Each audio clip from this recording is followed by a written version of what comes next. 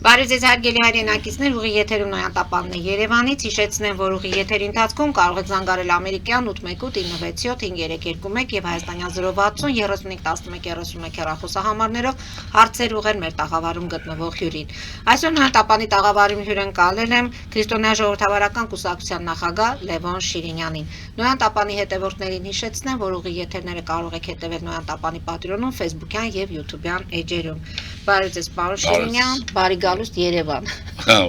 Հաշվի առնելով, որ շրջում եք մարզերում, ես ձեզ հետ Facebook-յան ընկեր եմ, հետևում եմ, տեսնում եմ ինչպես են մարդիկ ձեզ ընդունում։ Այդ մասին կխոսենք քիչ անց, քանի որ այսօր կարևոր օր է բոլորիս համար, այսօր Առաջին Հանրապետության օրն է եւ ուզում եմ իմանալ ձեր տպավորությունները հաշվի առնելով եւ պատմական իրադարձությունները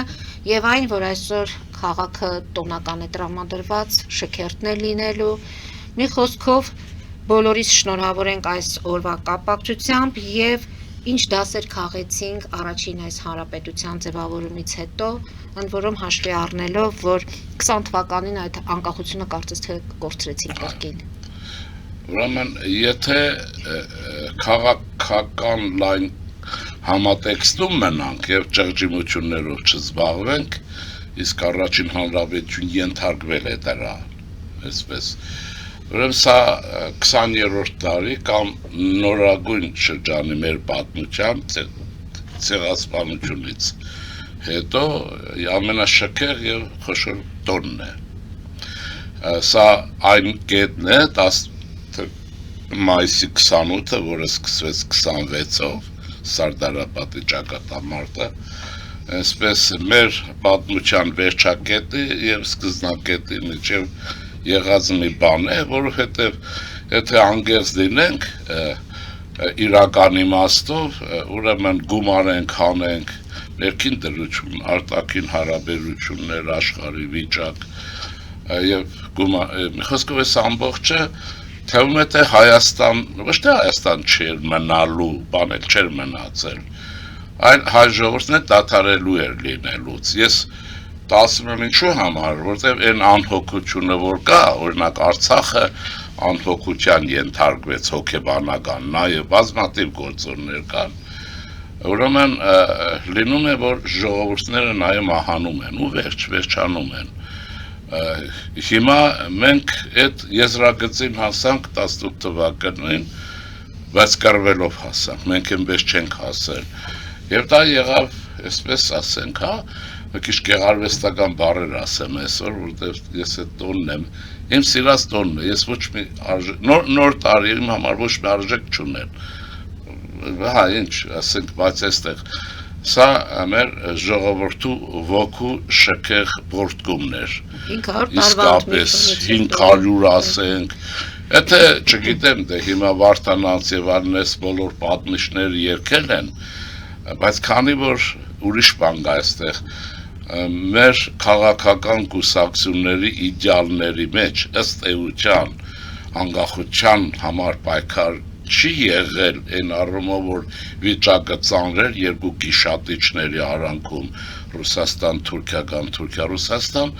անկախության հարցադրում չի եղել, գրել են մեկ-մեկ, բայց եղել է ինչ գոյատևման, ինչքի, կանանց պատվի, ապահովության եւ այլ այս գործն է եղել։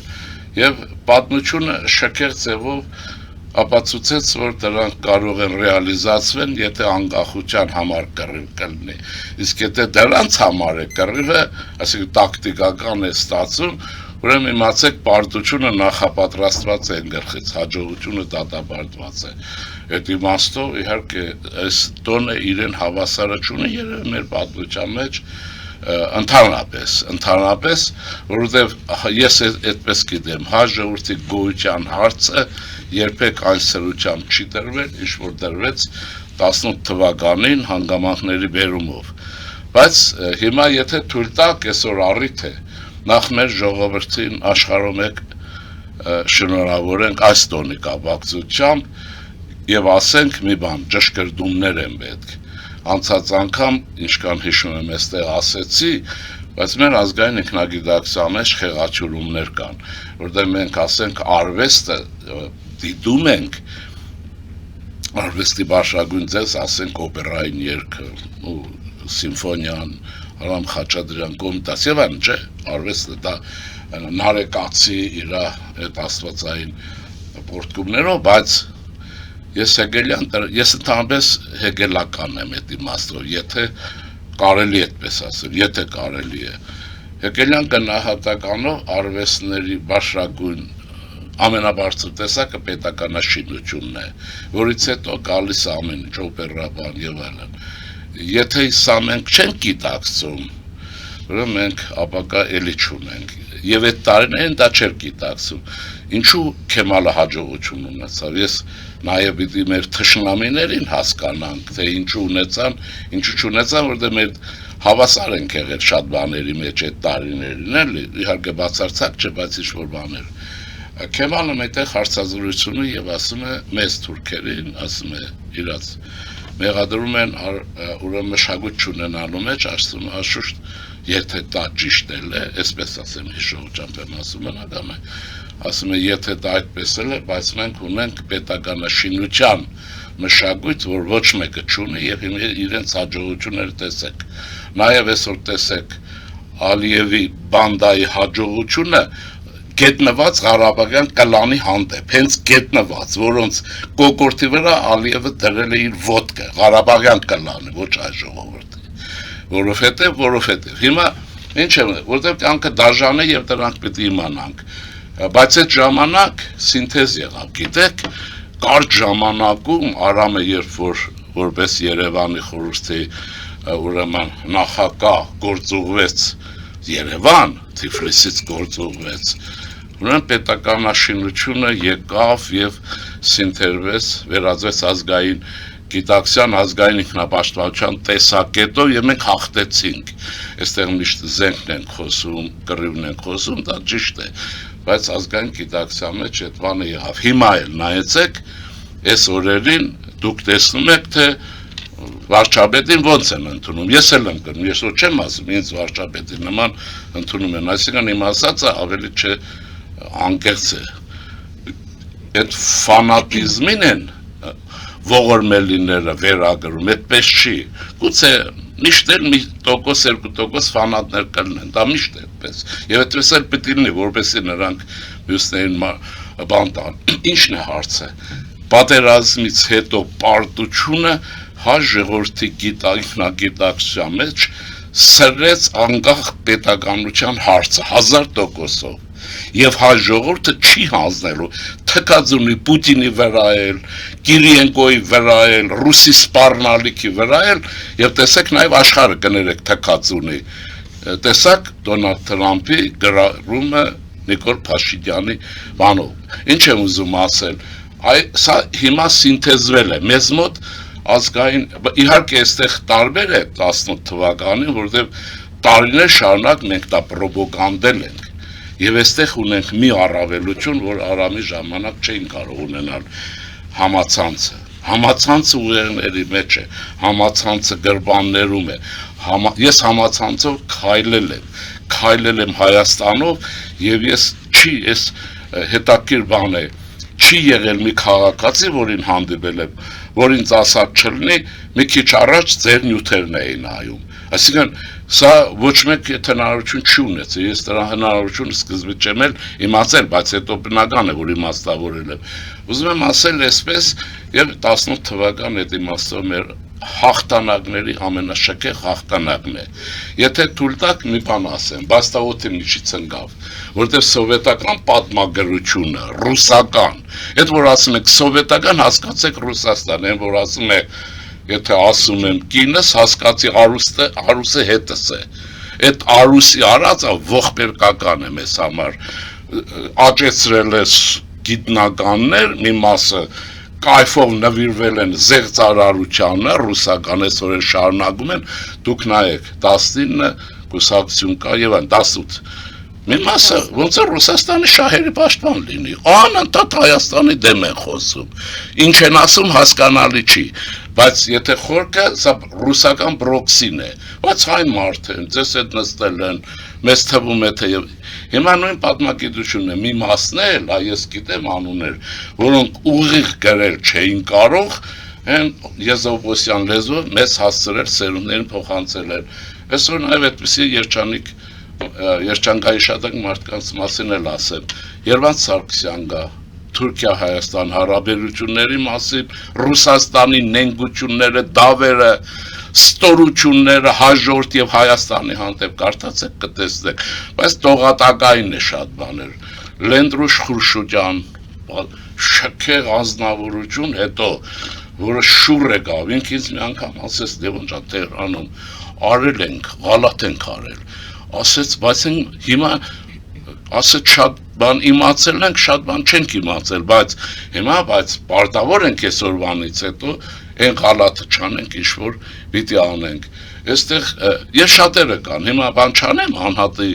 այսպիսի, այսինքն կային այս գիտնականների շերտը, օրինակ նաև ասեմ բանը Հրաչիկ Սիմոնյանը, վայ, անկողնում ստեղծեց ազգային ազգագրական պայքարի հանրագիտարանային մի ամբողջ ստեղծագործություն, պատմագիտական, եւ այսպես շարունակել կարելի է, բայց հարցը ինչն է, բայց ընդհանուր կոնցեպցիան Ջոն Կիրակոսյանն է, մեղավորը թուրքը չի, թուրքն է, բայց տակը հրյա կա, բան կա, բայց ռուսը չկա ոչ մի տեղ։ Սա ամենանենք դավադիր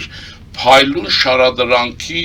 ուրեմն պատմագիտությունը Ռուսաստանի մեր համար չէ։ Այդ գրքերով դուք երբեք Հայաստան անվտանգության չեք բերի, ինչով այսօր բերվեց։ Հիմա ուզում եմ ասել, ահա, բայց այս ինչ է ես ուզում ասել։ Ինչ դեր ենք խաղացել մենք առաջին համաշխարհային պատերազմի մեջ 18 թվականին։ Սա է գլխավոր հարցը, որ այդ պատմակետ ես մտածում եմ, որ այս ինստիտուտներ կան, ակադեմիական ոչ անկախության, այսինքն Թավշյա հեղափոխությունից հետո, որին ես հայկական հեղափոխություն եմ անում։ Թավշյա ձևն է, բայց դա հայկական հեղափոխություն է, որ նկատում եք շարունակվում է, ժողովրդի պահանջի մեջ շարունակվում է։ Հիմա վարչապետը եւ խումբը ինչպես է պատասխանում, ես ինչպես եմ պատասխանում, դա ուրիշ հարց է, բայց ժողովրդի գիտակցության մեջ պահանջը հեղափոխություն շարունակելու մնում է եւ այլ։ Հիմա մենք ինչպես հասանք 18 թիվ եւ ես մտածում եմ, որ սա կդառնա հետազոտական աշխատանք, ես երկու անգամ բրոշուր եմ հրատարակել 1918 ոսկլտացող Հայաստանը եւ համաշխարհային քաղաքական կարգը, բայց որովհետեւ կա բաներ էլի, սրանց խնդիրը դառա պատմագետների քլանգելը մեր վարչապետին, որովհետեւ իրենց կարծիքով Պուտինը շատ խելոք է, բարձրաց ամենաախմախն է, կներեք քաղաքական իմաստով, երկիրը քծեց հերթական ծառը, հերթական անդունդը, հերթական, բայց թե հայ գիտակցության մեջ այսպիսի բան կա, որը պատմակետների մոտ է ճակերտավոր, մարդկանց մոտ չի, հա։ Հիմա տեսեք ինչ է, 17 թվականին կնքվեց մեր ժողովուրդը դապիտի իմանա Երզնգայի, որ այսօր Երզինջանն է, Արևմտյան Հայաստանի ամենաարևմտյան կետը, քաղաքը, Կարինից կամ Էրզրումից 20-40 կիլոմետր լավ չեմ հիշում, այնտեղ այնոնց ցեղասպանության տարիներս Էրզինջանի ձմռանը 10,000-ավոր հայ զինվոր են սառեցրել թուրքերը Էրզինջանից մինչև Էրզրում եւ այլն, մեր զինվորներին զինաթափում էին եւ դիտավորյալ ալյուր էին քայլելով տեղափոխել տալիս բքերի մեջ, ինչքան մարդ է կորել են եւ Երզնգայում է եղել թուրքական բանակի այն ուրեմն լաբորատորիաները, որ գերմանացիները սովորեցին, հետո Գերմանիայում Օսվենցիմ եւ այլն ստեղծեցին թուրքերից վերցրած, ամեն ինչը թուրքերից վերցրած բաներ են, որտեղ գերմանական սպաներ շատ էին ծառայում, սովորել են, ինչպես տիվ տարածել, ինչպես փորձել եւ այլն։ Հիմա վերադառնանք 17 թվականին խոր աշնանը զինադադար օրը մոռացել եմ կնքվեց Ռուսաստան Օսմանյան պետություն եւ դեմարկացիոն գիծ առաջացավ, ինչպես որ Արցախում առաջացավ հորադիզից հետո 30 տարի, ով շահեց, ով որ պատրաստվեց դրան, ասելու բան չկա, ով կողոպտեց, ստորություն արեց իր ժողովրդի պետության, նա այլ տանուլ տվեց։ Եվ այսպես եղավ Եվ ցարական Ռուսաստանը փլվում էր, հայերը ողբում էին, փոխանակ պատրաստվեին պատերազմի եւ այլն, Այսպես եւ էլի ցար էին որոնում, ոնց որ հիմա է որոնում, Պուտինը գոյություն չունի, Պուտինը խաղում ստե, Պուտինոիդները։ Հիմա եւ այսպես պատմական զուգարներ շատ դաժան են, ինչ եղավ։ Ուրեմն թուրքերը կարողացան հասկանալով հունվարի կարծեմ 23-ին, թե ինչ 22-ին, թե մի օր երկու օրը մեր համար կարևոր չի, լավ չեմ հիշում, բայց մոտավորապես մի օր երկու օրվա տարբերությամբ թուրքական բանակ հարձակման անցավ ամբողջ արևմտյան Հայաստանի տարածքով, որտեղ զինադադար էր, Վանի, Բաղեշի, այս մասով ինչ որ ցարական Ռուսաստան չէ, արևմտյան Հայաստանը, որ գրավել վերջացրել էր, ճիշտ առանց հայ, բայց վերցրել էր, չկար թուրք, չկար, այս չկար, այն չկար։ Եվ ուրեմն այդ կռիվը սկսվեց հունվարի 20-ի, որի դիմակայեց հատուկ եմ ասում, որ իմանան, առաջին հայկական բանակային կորպուսը։ Մենք այսինքն պետություն չէինք, բայց մենք ունենք բանակային կորպուս, ոչ լիարժեք ձևավորված գեներալ Նազարբեկյանի գլխավորությամբ։ Ուրեմն սովետական գրականության մեջ Նազարբեկով են գրում, այս ոչինչ պատմական կոչվածներ, Նազարբեկով, ռուսական բաներ, Նազարբեկով եւ այլն։ Այդ շքեղ առաջին բանակային կորպուսը սկսեց կռվել ահագնացող եւ կռիվներով նահանջեց երկու փուլով մինչեւ Սարդարապատից հետո, բայց կռիվներով նահանջեց աննակամ անելով ուրեմն հարձակվող թուրքական զորքերին։ Հիմա վկայություններ կան։ Հետո Սարդարապատը եղավ, գիտեք, 26-ից հետո սկսվեց եւ Արամ Մանուկյանի հանճարեղ ղեկավարությամբ էսել է բան։ Բոլոր զորավար անունները տալիս են, ով են քաղաքական ղեկավարում անում։ Հիմա ոնց որ չէ, ասում են վարչապետը Շուշին հանձնեց, վարչապետը չի հանձնում, զինվորականն է հանձնում, ով է կռվում, ով է ղեկավարում։ Այս հարցերը կան եւ այս մինչեւ այդ ուրեմն հայկական բանակը նահանջեց, ես ոչ թե մեր աղբյուրներին եմ ուզում դիմեմ, այլ գերմանական աղբյուրներին, որովհետև նրանք ճշգրիտ են, որովհետև նրանց 18 թվին խիստ անհրաժեշտ էր, որ թուրքական բանակ շատ արագ Բաքու մտներ, ինչու, Բաքվի նավթը ունենալու համար, որպեսզի նավթի պարագայով պատերազմ շարունակեն Փարիզի տակ, Փարիզ որտեղ, Բաքուն որտեղ, Սարդարապատը որտեղ, բայց եթե մենք այս ամբողջի մեջ չենք նայում այս ամբողջը, դառնում ենք այս արտագրող, ուրիշի ստրուկ, ուրիշի գաղափարներ տարածող, այդ ուրիշն է ռուսն է, ուրիշ չկա տակը, որին ձեռնտու չի հայկական ոգու այսպիսի շքեղ շեղարցակումները եւ բանակի հերոսականությունը եւ այլն։ Եվ այդ բանակային կորպուսը նահանջեց, այդ ասեցի մինչև վերցնենք պայմանական Սարդարապատ, որից հետո նաև հունիսի 4-ից Բաքվի էպոպեան սկսվեց։ Հայկական զորքը կռվելով նահանջեց մինչև Բաքու։ Ինչ է ասում, այն պատմությունները հայտնի են չեն դանանում,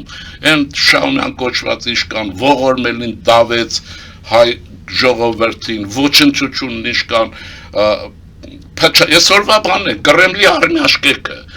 հայ բոլշևիկներն ինչ էին անում, Բաքվի ժողովրդի գլխին ինչ օիններ բերին, որտեղ ռուսներին պետք էր, որ ուրեմն անգլիացիք հանգարտ չմտնեն Բաքու, եթե պետք է թուրքերը մտնեն, բայց ոչ անգլիացիք։ Մեզ էլ օգնող անգլիան չանտանտի կրտսեր դաշնակից էինք։ Տեսնում եք ինչքան է, այս ողորմի հայ արմիաշկեն ինչքան է դավել հայ ժողովրդին եւ պետությունն ու ժողովրդի կյանքը կերել, ոչնչացման ճամփատարել։ Հետո նույն ձևով այս ոչնչություններ կարսը հանձնեցին 20 թվի հայ բոլշևիկների մասին է խոսք։ Հիմա տեսեք ինչ եղավ, այդ ինչ է ասում հետաքրքիր բան կա, Հինդենբուրգը, գերմանական բանակի գլխավոր շտաբի պետ, ովքեր Լյուդենդորֆի հետ կառավարում էր պատերազմը, երկուսն են ղեկավարում։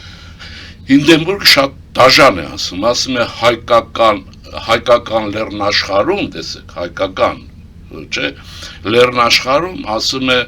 հայկական հերոսակախմբերը, նկատի ունի հայկական կռվող զորամասերը, ասում է այնքան կռվով նահանջեցին մինչև Սարդարապատ, որ ասում է մաշեցին հայոց լեռներում թուրքական բանակը եւ այն թուրքական բանակը, որ պիտի արագ շուտ գրավեր Բաքուն, մինչև սեպտեմբեր չկարողացավ եւ մենք ջախջախվեցինք, նավթ չունեցանք։ Լյուդենդորֆը շատ ավելի, որը իրականում նա էր նրա տեղակալներ պատերազմի ղեկավարում, սրանք գերմանական բանակին այցեք հանճարներն են, որոնք աշխարհին պատին դեմ էին արել եւ այլն։ Լյուդենդորֆը նույնն է ասում եւ ասում է հայերն էին, որ 8 ամիս, ես ասում եմ 8 ամիս հունվարից սկսած հաշվեք, մինչև Բաքու է սեպտեմբեր եւ այլն, ասում է կռվեցին եւ թույլ չտվեցին թուրքական բանակին գրավել ավելի շուտ Բաքուն, որովհետեւ մենք ունենայինք նավթ, ինչ անեին։ Ահա այստեղ է գալիս հա ժողովրդի խաղացած դերը համաշխարհային պատմական իմաստով, որ ողորմելի հայ պատմաբանը չի տեսնում, քորացել է, չի հասկանում, դա Ռուսաստանին ձեռնտու չի պատմական իրականությունը, բայց Հայաստանի շատ է ձեռնտու եւ հաջորդի սերունդներին պետք է չես բոլորը։ Եվ այսպես ուրեմն նա ասում է, որ մեզ ինչ էր պետք, ասում է Գերմանիան 18 թվին արդեն ռեսուրսի սպառում ուներ, երկրորդ մասը կար, Ամերիկան մտել էր պատերազմի մեջ 17 թվին եւ առաջին իշքան հիշում եմ 5 ամերիկյան կերած խմած որ ասում են թարմ դիվիզիաներ էսեպ իջնեին նավեր էին բարձվում իջնեն Ֆրանսիայի հյուսիս արևմուտք այն Բրեստի շրջան մտնեն Անտանտե կողմից պատերազմի մեջ գերմանացիներն այդ շրջանում որոշում են կայացնում որ իրենք կռիվը ուրեմն պատերազմը շարունակեն, պատերազմը արագ միջոցներ ձեռք առնեն, մինչև ամերիկյան թարմ դիվիզիաները կհասնեն։ Պարզ է, որ եթե եկան Ֆրանսիա արդեն իրենց էլ տարբերակ չկա հաղթելու եւ փրկվելու, ինչ են անում։ Տոտալ մոբիլիզացիա են հայտարարում։ Գերմանացիներն ամեն ինչ նետում են ռազմաճակատ Փարիզը գրավելու համար։ Ընդ որում գերմանական բանակը Փարիզից 60 կիլոմետրի վրա էր կանգնած։ Այդ այն շրջանն է, երբ կառքերը բանակը, ֆրանսիական բանակը վերցրել էր զինվորական աշխատանքի համար, կռուպի թնդանոթներով ուղիղ խփում էին այդ ամրանը։ Փարիզի կենտրոնը, մեկ առ մեկ հաշված խփում էին, այսինքն վիճակն էս օրհասական էր Ֆրանսիայի համար, խիստ օրհասական։ Ինչ էր պետք իրենց, որովհետեւ գերմանացիները հաջողություն ունենային եւ որոնք 4 տարվա ընթացքում բանակը տեղափոխել էին մի մասով ձիուց, քաշ, ջորուց եւ այլնից տեխնիկայի վրա, տեխնիկա, սուզանավեր, տանկեր, ուրեմն ինքնագնացներ եւ այլն, այսինքն բանակը մեքենայացվել էր, ինչ էր պետք, բենզին Բենզինը պետք էր, նավթ որտեղ կար Ռումինիայում, որը բավարար չէր, Հիտլերի ժամանակ էր նույնը, էլի գրավեցին, բայց դա չբավարարեց, նավթը որտեղ էր, Բաքվում էր, ինչ անել, թուրքերը խնդիրը դրված էր, որ թուրքերին շուտ գրավեք ուրեմն Բաքուն, նավթը տվեք մեզ, որպեսզի մենք ջախջախենք Փարիզում ֆրանսիական բանակին, որպեսզի եւ այլն, արդեն պարզ արդյունքը լինի։ Եվ հաջողորդը չտվեց, կռվեց մինչև արյան վերջին կաթիլը։ Հայ բոլշևիկներն ինչ էին անում, Շահումյանները, իհարկե չէին ուզում, բայց եթե ծայրահեղ վիճակ է թուրքերին տալ։ Պարզ է, ահա թե որտեղից է բոլշևիզմի թշնամանքը ազգային խորհրդի եւ հաջողորդի դեմ հայ բոլշևիկների մասին է խոսքը շաումյանները որոնց անուն ազգանուններ վխտում են այսօր Հայաստանի փողոցներում ու պատմությունները շատ ավելի դաժան են եւ ինչ է ասում օգոստոսի 8-ին գերմանացիները 7-ին 8-ին ամբողջ ռազմաճակատով անցան հարձակման ճար չկար ամերիկացիները ժամանում էին արդեն նավերը գալիս էին թարմ դիվիզիաներ, դե ամերիկյան ռեսուրսը ինչպես 3, այնպես էր այսօր։ Այսօր էլ Ղարաբաղյան կլանը հայվանները Թրամփի դեմ են սկսել խոսել։ Սրանց վերցնելու են տանեն Գուանտանամոյին մանկապիղծերի հետ միասին դատեն։ Հասկանում եք ոնց առանց հասկանալու։ Եվ այսպես եւ այդ ժամանակ ամբողջ ռեսուրսը նետեցին ուրեմն մարտի ֆրանսիացիները, անգլիացիները դիմադրեցին, բայց չունենալով Բաքվի նավթը օգոստոսին, լավ գիտեք, Բաքուն ինքնապաշտպանական մարտերի մեջ էր, ոսկրդում էր հայկական զորամասեր օր հացով կռվում էին, այնտեղ ես մի բան պետք է ասեմ, ուրեմն այդ 8 ամիս, որ հունվարից սկսել էր նահանջելով հայ զինվոր կար շինելը վրայից չէր անել, ձմեռվա։ Կռվով նահանջել էին մինչև այդ Սարդարապատ եւ դրանից հետո մնացած մասը։ Բարձ է, այդ հայ ժողովրդի ոգեղենության զինվորական լինելու, այս չկաշառված լինելու այս դրվագները տարբեր են եւ Լյուդենդորֆը ունի հուշել, առաջարկում եմ կարդալ, որտեղ ես չեն ուզում կարդան, որտեղ կարդան փաստերի վրա ոչնչանա, կբոցավառվեն։ Եվ այսպես հաջողություն չի լինում ֆրանսիական բանակը անգլիականի հետ կարողանում են դիմադրել, գերմանականի թափը գոտրվում է, բենզին չկա թնդանոթները շարժելու, բենզին չկա մեքենան շարժելու եւ աննետեղ Լյուդենդորֆը գրում է, որ օգոստոսի 8-ը եղավ գերմանական բանակի սև օրը, որից հետո գերմանական բանակը կորցրեց մարտունակությունը եւ շարժվելու կարողությունը, անդամանլույս դառավ հաջորդի դերը, ահա ձեզ Բաքվի ինքնապաշտպանական մարտերի դերը Փարիզի համար։ Ես իբիջալոց ֆրանսերենով նաեւ թարգմանել եմ, կարծեմ ես գիտեմ, որ նախագահ Թրամփը բան ուրեմն Մակրոնին նվեր են տվել, ինձ ասել են այդպես ճիշտ է թե չգիտեմ, բայց հայությունը այստեղ խաղաց, այստեղ մեկ,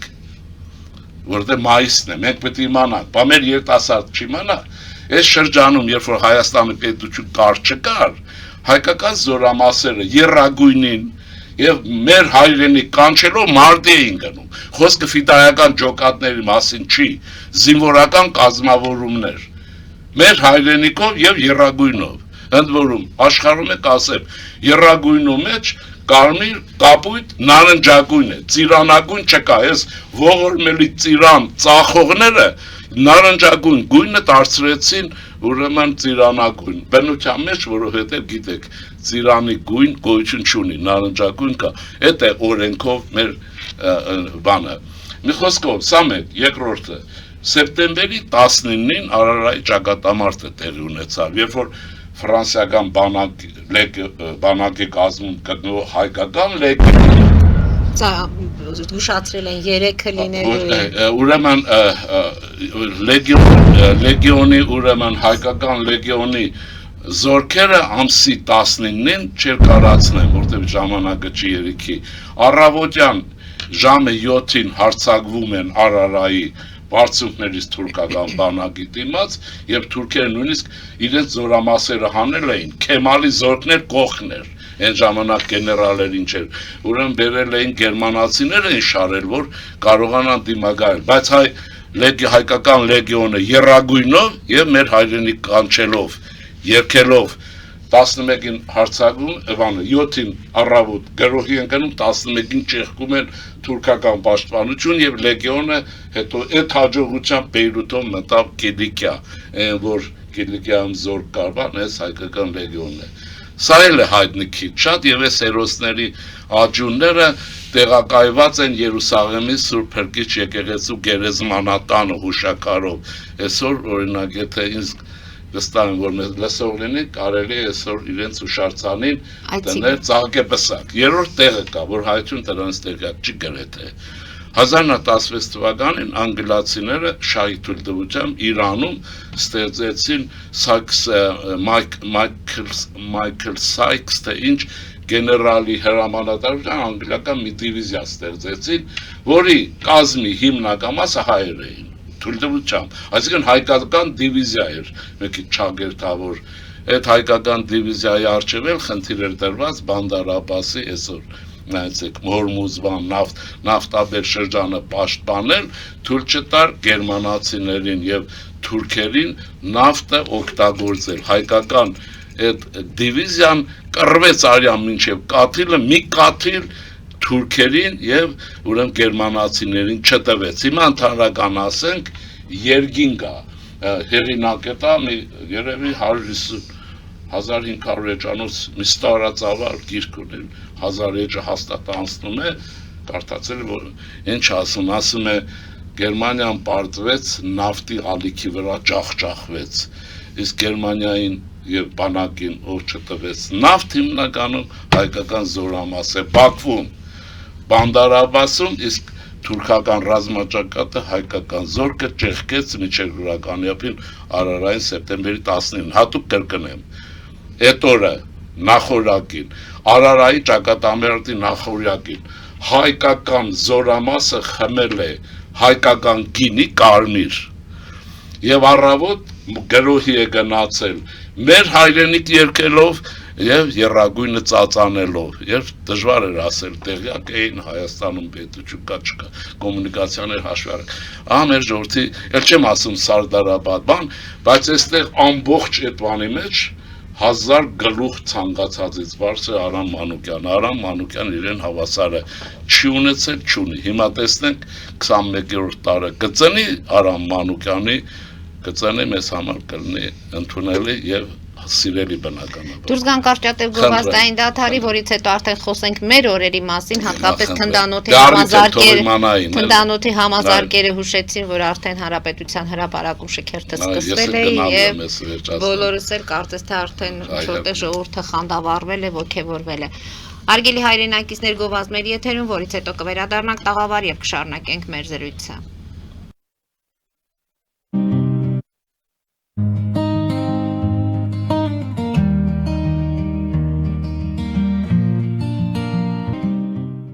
Ֆելիչե ժամանակակից ատամնաբուժական կլինիկա։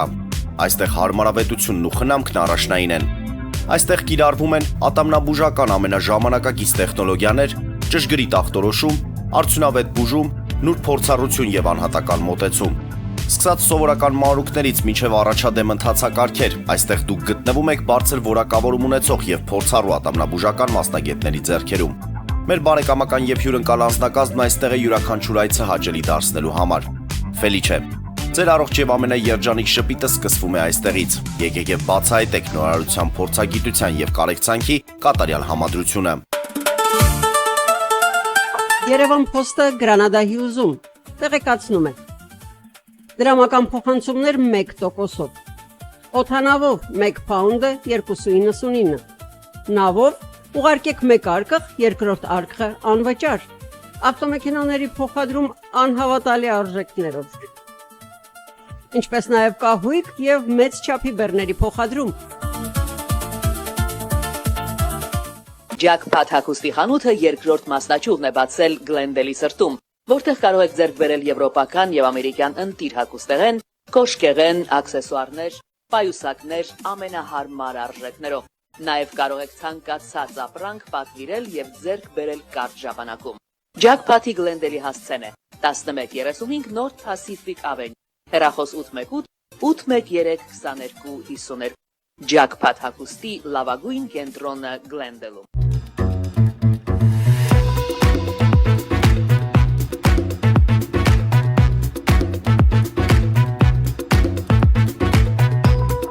Արարատ ռեստորան, ընտանեկան եւ ընկերական ժամանցի լավագույն հասցե, սիրված արտիստներ, հյուրընկալ մթնոլորտ, հարուստ ճաշացան, անմահական խորտիկներ, Արարատ ռեստորան, հասցեն անփոփոխ, սիրով սպասում ենք ձեզ։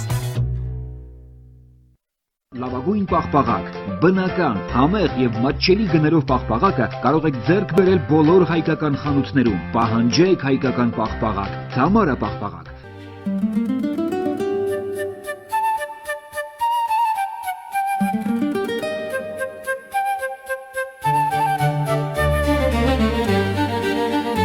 Նոյան տապան տպարան, Նոյան տապան հրատարակչություն, շարվածքից մինչև տպագրում, զանգահարեք, գրեք, այցելեք, միասին պատրաստենք ձեր գիրքը, ամսագիրը կամ թերթը, որտեղ նշվելու է, տպագրված է Նոյան տապանում։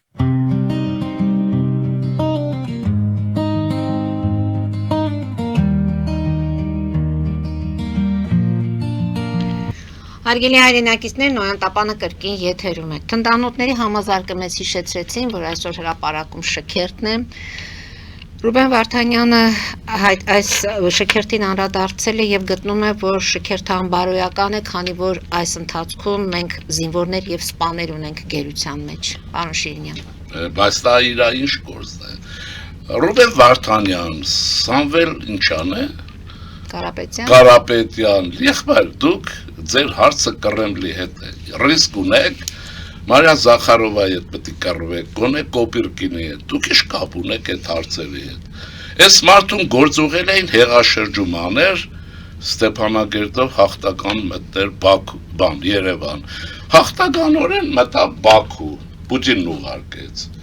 Հետևաբար իր ասածը ինչ կապ ունի այդ գերիների հետ։ Նա ով է ընդհանրապես, ինչ կապ ունի մեր ժողովրդի հետ։ Այդ բիզնես գործերը նայեցեք, իրենք եկամուտ չեն ստացել այստեղ, կամ չեն լվացել Հայաստանում, լված կատանը։ Հիմա ես մեկը իր մասով, կարծում եմ, որ ինքը անբարո է խոսելով դրա մասին։ Եկեք ամեն դեպքում Չէ, ինձ համար ես կարծում եմ, որ եթե Հայաստան ունենար պետություն, որ ավելի ուժեղ էր եւ ռազմադաշտային դատարան ստեղծեր, ես մի քանիսին վաղուց գնդագարած պիտի լիներ, դատարանով, մի հայության միջից հայրենադավությունն ու պետականական օտարած հպատակություն պետք է դուրս գա ու վերջ։ Բայց կարելի է այդ ամենի մասին խոսել, ոչ թե գնդակահարության, ընդհանրապես դատավարության, երբ այս մարդիկ լինեն մեր հայրենիքում եւ Չեն մեր հայրենիքում գործ չունեն, նա գալու է խառնակություն անել ինչպես։ Նա Մոսկվայից ուղարկել են, Մոսկվայից գնում է, թող գնա բանը Ստեփանակերտին հանձնել, այնտեղ էլ մնում է։ Սրանց ես իշխանություններին առաջարկում եմ չընդունել իրենց, ոչ թե մեր ռազմագերիներին։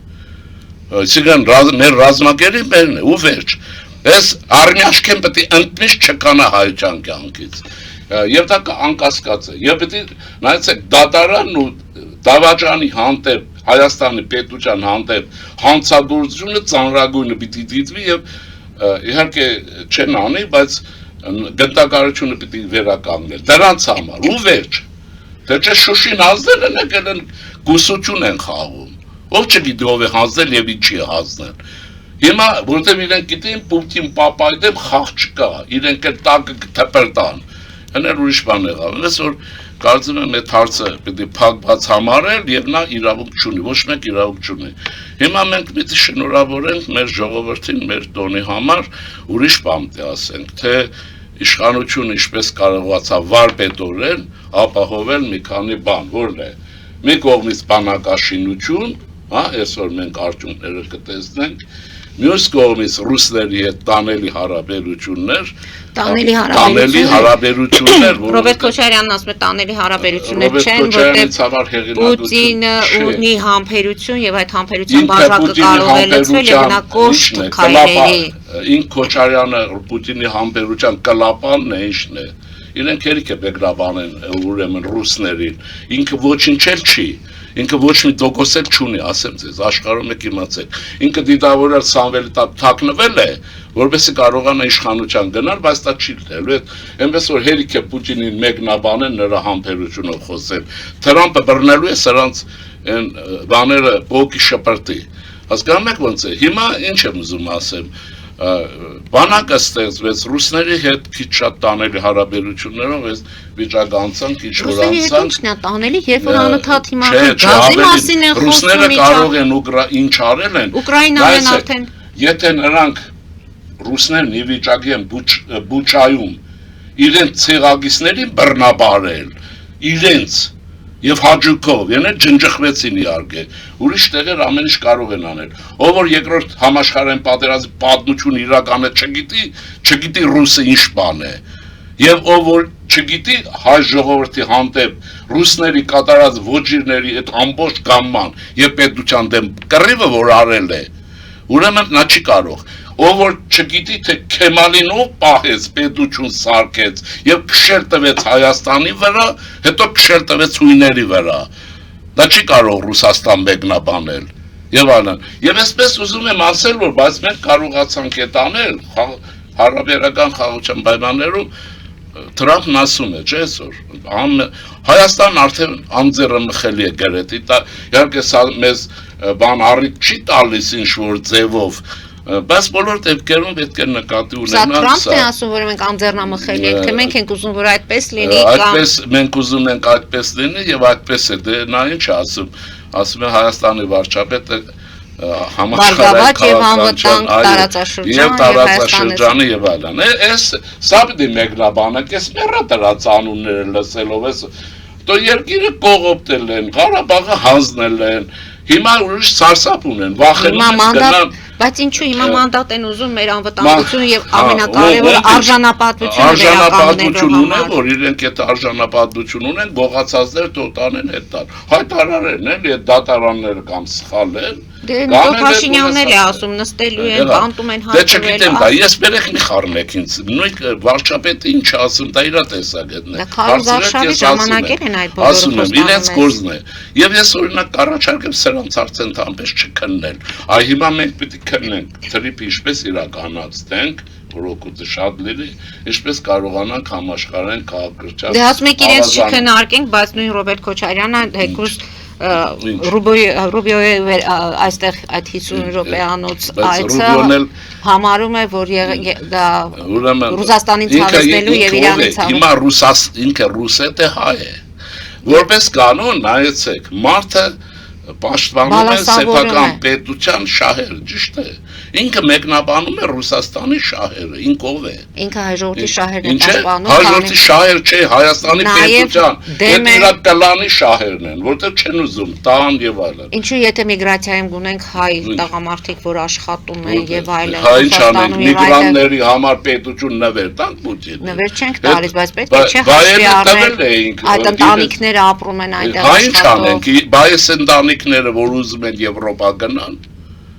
Ես Եվրոպա չեմ ասում։ Ռուսները նաև ասում են, որ Եվրոպայի մեր ապրանքներին էլ չեն սպասում։ Դու թեկած իրենց ապրանքի վրա ցավը տանեմ, այդ ասում են, հələ կտեսնենք ինչ են անելու։ Բայց պարոն Շիրինյան, հիմա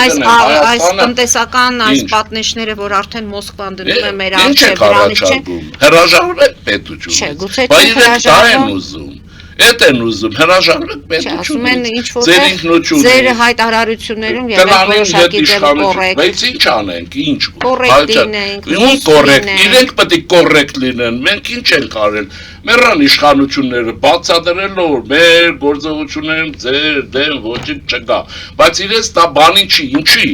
Որտեղ իրենք Հայաստանից մեր մեջ տեսնում են Հայաստանի պետության կայացում։ Մեր իրենց ծերնդու չի հաջորդի գոյություն եւ հաջորդի պետականություն։ Իրենց ծերնդու են Ղարաբաղյան կլան, այստեղ բենզին ծախողներ եւ այլն։ Եվ այսպես մարդասպանություն ինչ որ անում էին։ Հիմա մենք ինչ անենք։ Դրա համար դա անցյալ վաղը մեր փոխարեն կանեն աստանային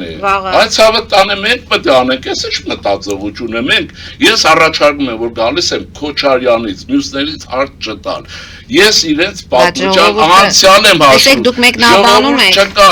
ժողովուրդ չկա որ իրենց համակարգի գոյություն չունի այդ իրենց նկարներն են իրենց աղբերներն են դա մարզային այցերի դեպքում ժամանակ եք դուք բացահայտել ձեր մարզային ես բոլոր տեղերում բացահայտել եմ ու միշտ էլ կրկնել եմ Ուրեմն Սամվելի անուն գրեթե չկա, տալիս են այդ ընդհանրական կարող եք համենազին տեսածների մեջ հանդիպած չկա։ Երկրորդն էլ հենց Քոչարյանի մասին է ասում, սարսափի մեջ են ընկնում։ Ասում են ինչի գալիս է նորից ու էս ինչ սարքի, էլ ինչ սարքի, ինչ չի արել որ եւ այլն։ Այսինքն հիմա մենք անցյալի վրա ինչ քուջուջ ենք անում։ Մեր ներկան այսօրվա մեր պետությունն է, թնդանոթների այդ բանն են եւ բանակը որ ստեղծվել է նաև ամրաշինական են ամրությունները որի մասին իշխանություն չէր խոսում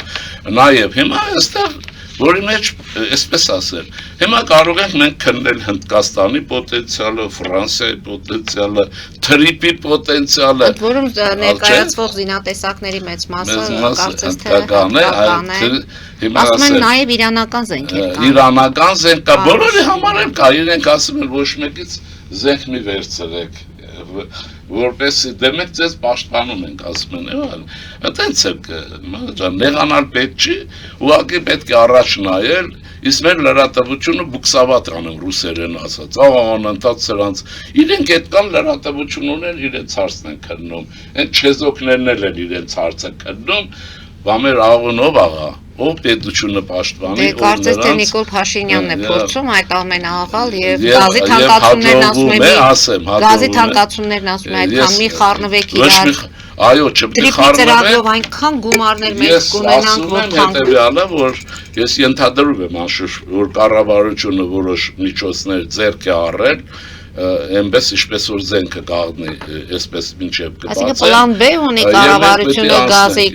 գազի գնի թանկացման դեպքում պլան B ունենք մենք։ Չգիտեմ, ես չգիտեմ, բայց մտածում եմ, որ ինչ-որ բան արել են, մի հատ ուրախացեք, Ռուբիոն եկավ Հայաստան։ Ինչին ուրախանանք, ասում են միջամտել Ով է ասում է, միջամտում են լավ է անում, ես ասում եմ լավ են անում, այստեղ Կոպիրկինի քոծերը կներեք բարիս համար, անընդհատ խոսում են նրանց մասին, սա Ռուսաստան չի,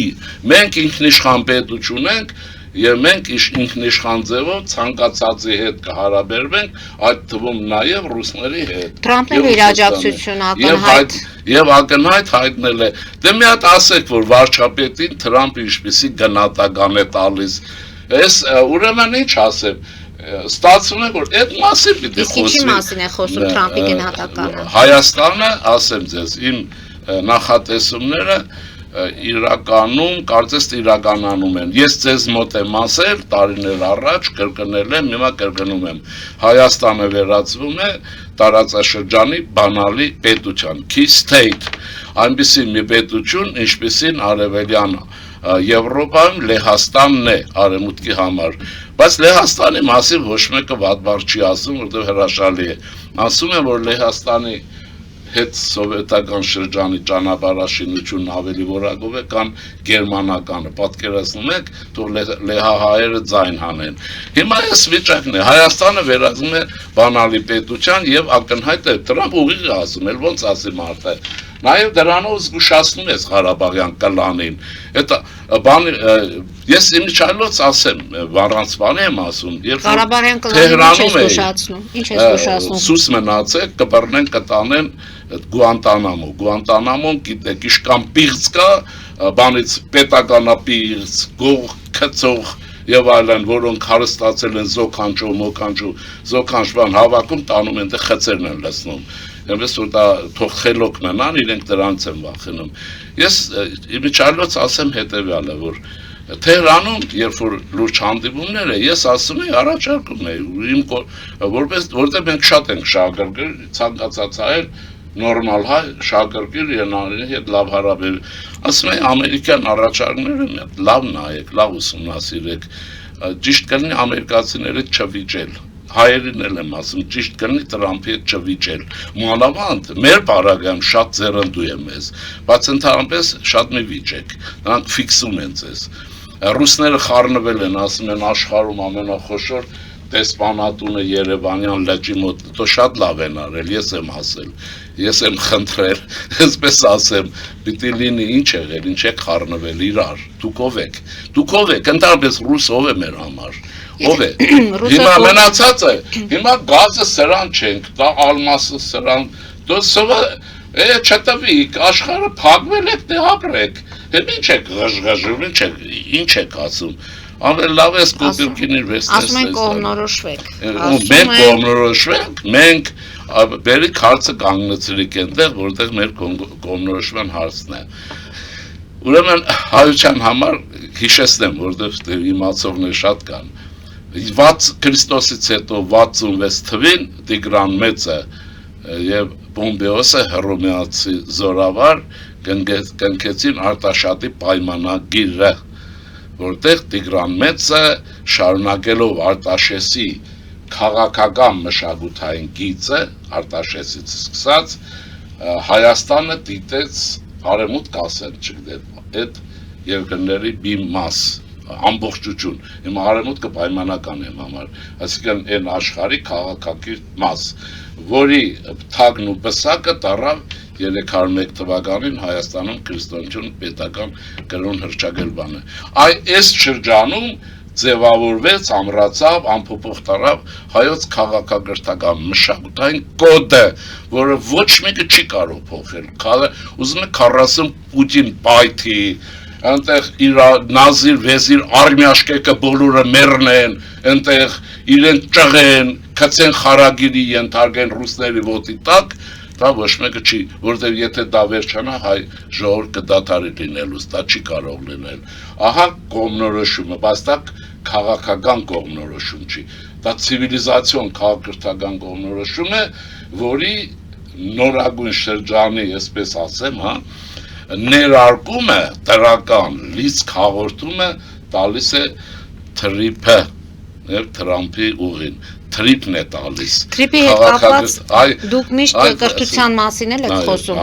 Պարոն Շիրինյան, այս ուժերը իրենց ծրագրերում հայտարարում են, որ կրթությունը լինելու է անվճար։ Դուք ինչպես եք գտնում եք, որ Բիցի պատմություն կա, որ ասում է ով է ասել, բժիշկը քեզ ասում է Աշոտը, ասում է դու էլ ասա։ Հիմա Ծառուկյան Գագիկն է կրթությունից խոսում, զարմացնում եմ ես, հիմա ես էլ եմ հաճելիորեն զարմացել, այս կանը, դու այդ կանը որ ձերի լինի, բա դուք ո՞նց եք կարստանալու, ո՞նց եք հարկերը տալու, ես մեկը, ուրիշ ինչ են ասում, բայց ուրիշ բան կա, ես մի առաջարկ ունեմ, հիմա այս կոնտրոլ թվերը ինչ որ ասում են, ես չեմ հավատում դրանց, ոչ իրենցը, եթե նկատել եք, ես թվերով շատ վերապահ եմ, ինչու, նման իրավիճակներում, երբ աշխարհաքաղաքական տեղաշարժերը դառնում են շատ զգայուն, մենք էլ հայտնվել ենք մեզնից անկախ այդ ամենազգայուն կետերից մեկում, այսօր Կովկասում եւ Անդին, ես առաջարկում եմ ֆուտուրոլոգիայի, դա գիտություն է, ապագայաբանություն է կոչում, քաղաքակրթության մաս է, ֆուտուրոլոգիայի հիմնական պոստուլատներից մեկը կիրառել մեր բարագայում, աշխատել ոչ թե կոնտրոլ թվեր ասել սուտ, դուք հավատացել եք 300,000 աշխատատեղ, այսինքն ինչ, խոզ պահող ինչ, կով պահող, կովի սպասարկող ինչ, իրենք ինչ են ալ, խոզի ֆերմա ունենալ, 300,000 աշխատատեղ Օրինակ Գագիկ Ծառուկյանն էլ ասում է գործարանում աշխատում է 120 հոգի եւ իրենք գործարաններ են սարքել Նիկոլ Փաշինյանը այդ գործարաններ չի սարքել։ Ես էլ ասում եմ դուք էլ ասեք, հիմա այդ պատմությունը կա, հիմա մենք լուրջ բաներից ենք խոսում, քաղաքագիտությունից, կոնտրոլ թվերից մի քիչ ձերբազատվել, որտեղ գիտությունն այսօրվա ասում է, այս վիճակի վերաբերյալ դա հաշվառման դժվար է, փոփոխվող հիմքեն կան արագ է, որ դուք մի թիվ կասեք, հաջորդ օրը այդ թիվը չի լինի եւ այլն։ Դրա համար ինչն է, ասում եմ միտումը պետք է հասկանալ, տենդենսը, այ մարդու մեջ է, չէ, իր մտածելությունը շատ հաճախ իր խոսքի հետ չի բռնում, որն է կարևոր, այդ մտածելությունն է, քաղաքագիտություն ես ես խորհուրդ եմ տալիս բոլորին, նաև, եթե իհարկե կընդունեն ոչ մեծամիտ իմաստով, աշխատեք զարգացման միտումները հասկանալ, այդ թվերը հետո կճարեք, իսկ մնացած թվերը, որ ասում եք Քոչարյան, որ սանվել, մանվել, սաղ սուտ է, ասեմ գեղական լեզվով, սաղ սուտ է, Հայաստանում այնքան թիվ են գրակել, այնքան սուտ են կրակել, հերթական եկողը թվեր ասել է, ընտրություններից հետո գոլոշացել են իր թվերով, բայց այն թվերը, որոնք կլնեն այդ, ինչպես մենք ենք, տենդենսների վրա, որոնք դրանք ռեակտորն են, դրա համար չէ, ես խուսափում եմ թվերից։ Դուք չեք ասում, որ կրթությունը կլինի անվճար, ձեր պարագայում։ Ես ասեմ հիմա, այո, ձեր հարցին կամ, ինչ է պետք մեզ, որտեղ մենք անցել ենք, մինչև պատերազմում ծանր պատմություն, որի գլխավոր պատասխանատուն Ղարաբաղյան կլանն է, ուրեմն, եւ մնացածը ռուսական օլիգարխիան հայ, ուրեմն դրանից հետո ինչ եմ ես պատկերացնում, իշխանությունը պիտի փոխվի, մի լավ ինվենտարիզացիա պիտի Հայաստանն արվի, Ինչքան դպրոց կա, իրականում ինչքանն է վերանորոգված, ինչքան գործարան կա, ինչքան են փակել, ինչու են փակել, բացել հնարավոր է, չէ, այս մեկ, երկրորդ առիթից օգտվեմ, Հայաստանում հարյուրավոր մշակույթի տներ կան, մի մասը փայլուն ճարտարապետական լուծումներով, դրանք շատ արագ Փաշինյանը վարչապետ է լինելու, ես վստահ եմ, ես իրեն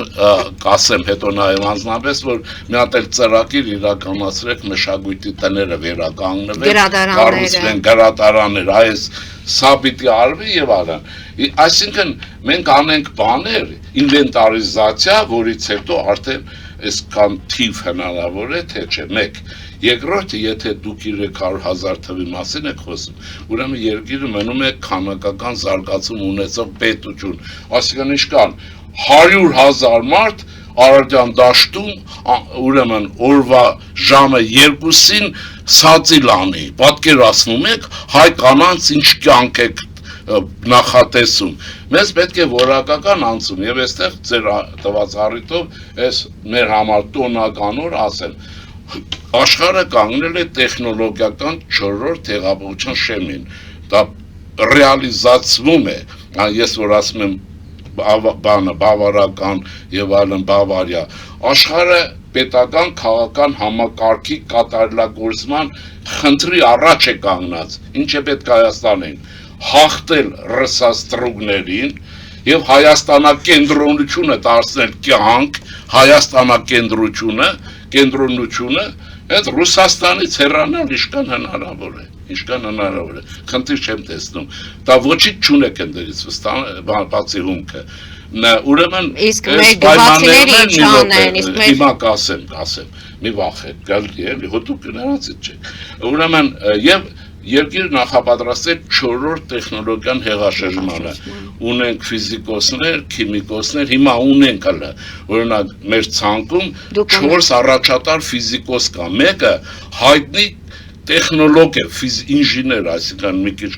այսինքն միլիարդներ է, թռիփ եւ այլն։ Հիմա այս պայմաններում երկրորդը ինչ է, պետությունը, որպեսզի անցումը կազմակերպի, պիտի սուբսիդավորի գյուղատնտեսությունը, ովքեր որ անցում են կատարում, կրթություն, անգլերեն լեզվի, իմացություն եւ այլն, բայց ես դա շատ ռեալ է, ընտրություններում պարզապես այս ուրեմն քաղաքակրթությունը Տիգրան Մեծի, պետք է գերեզմանի Ղարաբաղյան կլանի բարբարոսությունը ու վերջ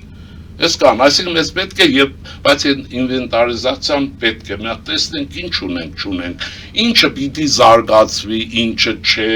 որովհետեւ երկրի չափերը փոխվել են, գեոքաղաքական իրավիճակը աշխարհում փոխվում է, մենք հայտնվել ենք աշխարհի տեխնոլոգիապես ամենաառաջ գնացած պետությունների շարքի մեջ Հնդկաստանը կարծում եմ գիտեք ինչ առաջընթաց ունի հաշվիչ տեխնիկային ֆիզիկա եւ այլն այս ոլորտներում թռիչք է ուրեմն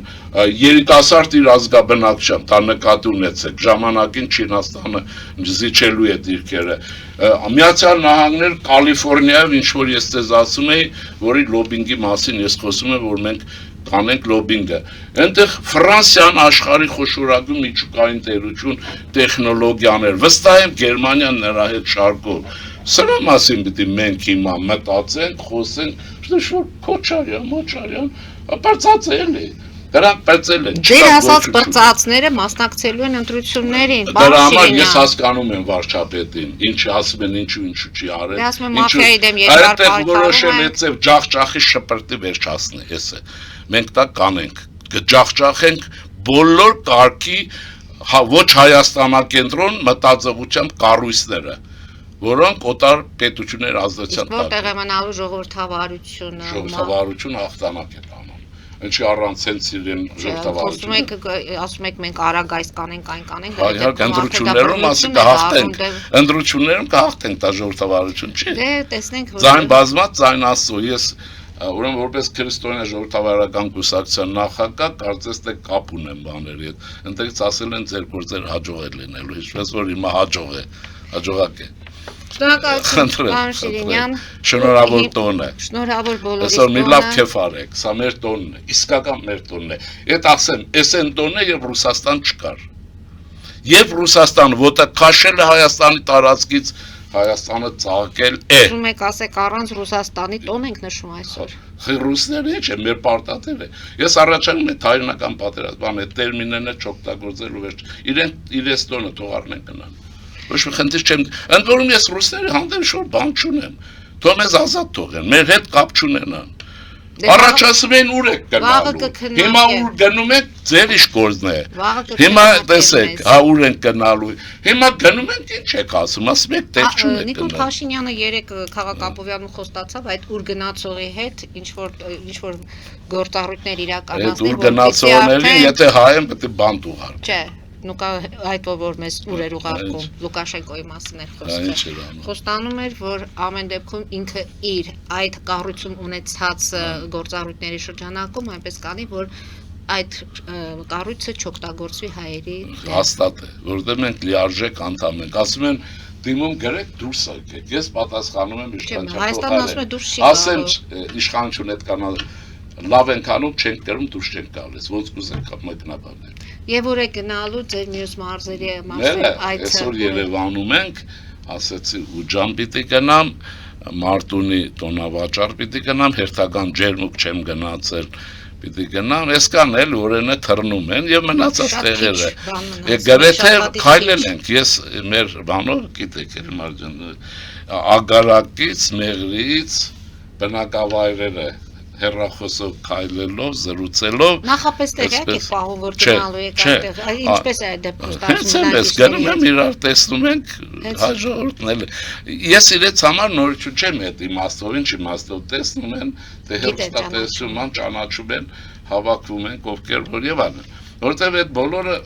ես ասեմ ինչու արեցի, ես մեթոդը, եթե դրանով էլ ասեմ վերջանա Իմ քաղաքական հասունությունը երբ եկավ, ես շատ բան եմ որոնել քաղաքագիտության մեջ, ասեմ ձեզ, նաև էլ մի քիչ համեստ չլինեմ։ Առաջինն եմ, որ Հայաստանում աշխարհաքաղաքականությունը, Հայաստանը աշխարհակարգի մեջ դոկտորական ատենախոսություն եմ գրել։ Ընդ որում նաև կանխատեսման մեթոդի մասին էքստրապոլացիան որպես տեխնազոական դիսերտացիա եմ գրել ֆիզիկայի մաթեմատիկայի օրինաչափությունների վրա։ Էնպես որ ինձ այստեղ ոչ մի նորություն ֆուտուրոլոգիա եմ գրել եւ այլն։ Հիմա ինչ եմ ասում։ Երբ որ այդ բոլորը սինթեզայես մտածեցի ինչ տակտիկա կիրառենք, թե այն հերոստացույց, այն նկարվել Են արաղը, չէ փողը, բանը ես մտածեցի Հայաստանի մաֆիան կանի, տկետ, հետամնաց եւ ողակալի շպիտի, անուրիշ ինչ գիտի։ Առաջ ես մտածեցի, ես մեթոդներից ընդհանրապես չօգտագործեմ, ինչ որ արվում է, մանավանդ համացանցը հաղթարշավի անում, Ցուգենբերգի ջանը սաղ, այսպես ասեմ, եւ որոշեցի, քանի որ ես տարիներ շարունակ ես ինչ որ պետության կայունություն բան իշխանության կողքին բահեր ժողովրդին որպեսզի հանկարծ գորուս չունենան, մինչև կտեսնենք ինչ կլինի, հեռախոսով էի արել եւ այսպես իմ ընկերների հետ ուսակցության ակտիվի փոխում ամենտեղ որոշեցինք քայլել այնպես ինչպես Ջոն Քենեդին որոշեց Ամերիկան փոխել Այզենհաուրից հետո ինչ արեց նրա բաճկո նգան բենջակը գցեց ուսերին եւ քայլեց Ամերիկայի փողոցներով, գետերով, օվկիանոսներով եւ այլ։ Եվ ես որոշեցի մի անգամ այդ մեքենայից դուրս քայլել Հայաստանի բոլոր բնակավայրերով։ Գրեթե հաջողվեց։ Եվ ժողովուրդը այդտեղ ինձ գիտեք հետաքրքիր հարցեր չեն տալիս, ասենք դուք ասում եք այս Սիլվան, ոչ մի հարց չեն տալիս, մենակ ասում են ուզում են լինեք խորհրդարանում, ես էլ ասում եմ դուք պետք է քվեարկեք 12 համարի օգտին, չէ ուզելով ուզում եք պետք է քվեարկեք, դերնեք ձեր թվին, բայց քանի որ դա առաքյալների թվին է 12-ը, ես վստահ եմ որ լավ է լինելու։ Պարոն Շիրինյան, շնորհակալություն եմ հայտնում, հաջորդ շաբաթ կհանդիպենք, արդեն դուք ձեր քարոզարշավը ավարտած կլինեք, կլինի հետո լռության օր, մի խոսքով Եվ Քոչարյանից չենք խոսի, Սամվելից չենք խոսի։ Եթե դրա կարիքը ոչ մեկից չենք խոսի, դրանք ամեն դեպքում իրենք էլ ունեն մետրազանգված։ Էլի են հեռուստաընկերություն ունեն, փողերը դրել են, Ալիևը զինեց բանակը, սրանք իրենք զինվեցին ժողովրդի խաբելու համար։ Խայտարակություն է։ Այդ բայրակթարներն առած ընկել են Հայաստան սրան են տերոր։ Դե հիմա էլ են ասում են հրապարակում ցուցադրվող զենքը պիտի Ինչ, հիմա էլ այդ զավեշտ են մի ապուշ ինչ ասում, ասում է չի նշանակում։ Բա ինչ է նշանակում։ Տեսեք Նիկոլ Փաշինյանն ասում է մենք բանակը 0-ից ենք սկսել, չէ՞ Ահա ես դա գիտեի։ Սերյան Օհանյանը երկեց ասեց 0-ացրել է բանակը, ոչ թե 0-ից է։ Երբ որ հարցնում եք, ես եթե նկատել եք ընդհանրապես չեմ խոսել։ Զուգահեռ բանակ է ստեղծվել։ Ես դա գիտեի, եւ դա ճիշտ է։ Որովհետեւ այն սերանները մնացին փլատակների տակ իրենց ձեռքբերումներով։ 0-ացան։ Գոյություն չունեն։ Հիմա Թրամփի հետ որ մոտենանք, Թրամփի պիտի խնդրենք, սրանց զոքաշները մի հատ ստուգի։ Դե տեղյակները զոքաշները որտեղից էին պահել սովետական տարիների, աղքատության տարիներին։ Աներներն էլ բարձր ովքեր են աներներ։ Եվս մեկ անգամ պարոն Շիրինյան, գիտեմ որ դուք շտապում եք, արդեն պետք է գնաք հրապարակ, այնպես որ զորահավաքին ուզում եք Այո, բա մենք չտեսնենք, ասեմ ձեզ էլի, Հնդկաստանի ճամփեն այն ծանրորեն ես եմ բացել։ Ես ուրիշ բան չեմ ուզում, բայց դրա մասին հայտարարություն եմ արել, դրա համար ասում եմ։ Ես եմ եղել 23 թվականի ապրիլի 25-ին Վաշինգտոնում հանրապետական նախկին սենատորի տան։ Ժամը Վաշինգտոնի ժամանակով 1-ին։ Էդ էլ ասեմ։ Հետո որ անցնենք ուրիշ բաներ Արդեն փակագծեր բացեցինք։ Հա, միասին կանենք։ Հարգելի հայրենակիցներ, այսօր այսքանով ավարտում ենք, հետևեք զարգացումներին, մնացեք խաղաղությամբ։